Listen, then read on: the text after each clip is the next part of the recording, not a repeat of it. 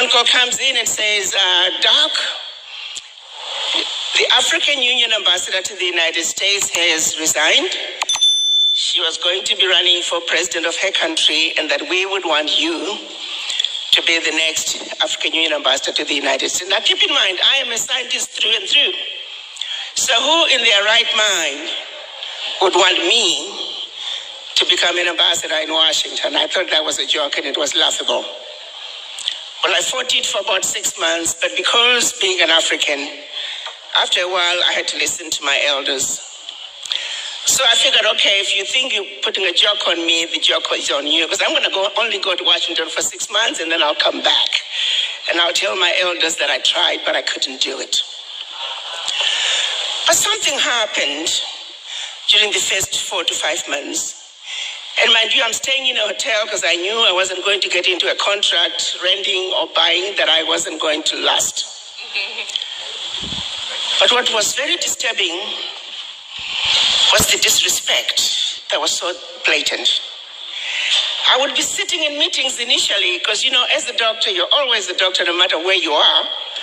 And I thought it was really quite humorous sitting with all these big diplomats, and here I am, a medical doctor, and I'm supposed to be useful. I'm busy diagnosing them, you know, you got a thyroid condition, you are bipolar, and I got a pill for you. I'm not really paying attention to the deliberations because I don't think politicians accomplish much anyway. So it was more important to diagnose them, their medical conditions. But every now and then somebody will say something and I'm like, wait just a minute, did he just say that? You know?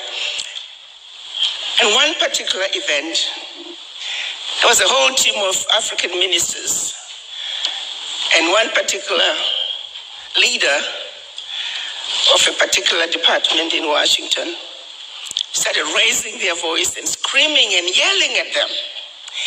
You Africans, you will never speak with one voice. This document over here is going to be a piece of paper 20 years from now. I said, okay. So we got all the ministers here. Somebody say something. It wasn't my show. I was like third. You know how you sit, you got your team leader, and then according to rank, I was number 3. So clearly I wasn't supposed to speak. I waited for those who were supposed to speak. They did not. More and more of those situations became apparent to me.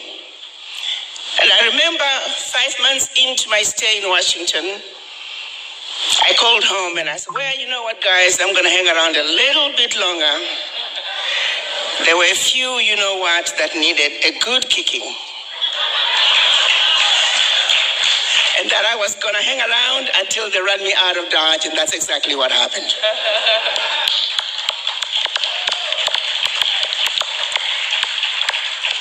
The disrespect is not just for the Africans on the continent. The disrespect is for black people around the world. The abuse is not just for Africans on the continent. The abuse is for black people wherever you find us. I'm going to share with you some basic facts.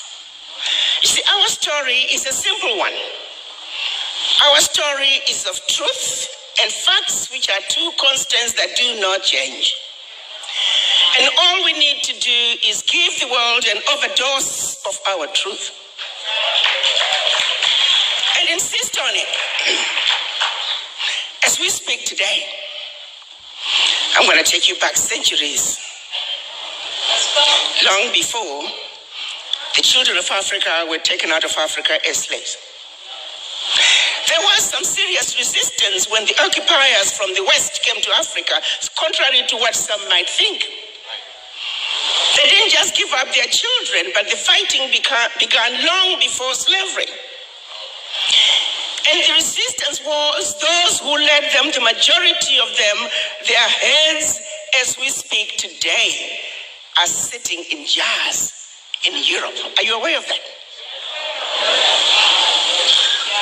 Our leaders, our ancestors who fought the wars of resistance, their heads, their remains are sitting in jars throughout Europe. And the same people have the audacity to come to Africa and talk to us about human rights. But what's even more disturbing is that we entertain them and we don't remind them of these skeletons in their closet.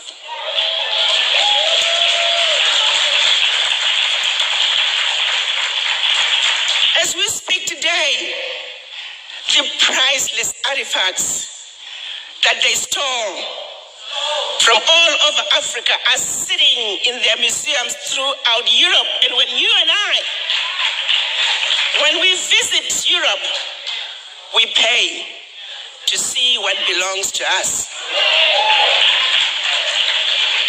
Evidence of theft, evidence of murder on display in plain sight. As we speak today, black people are listed as 3/5 of a human being in the US Constitution. As we speak today, the redlining continues. As we speak today,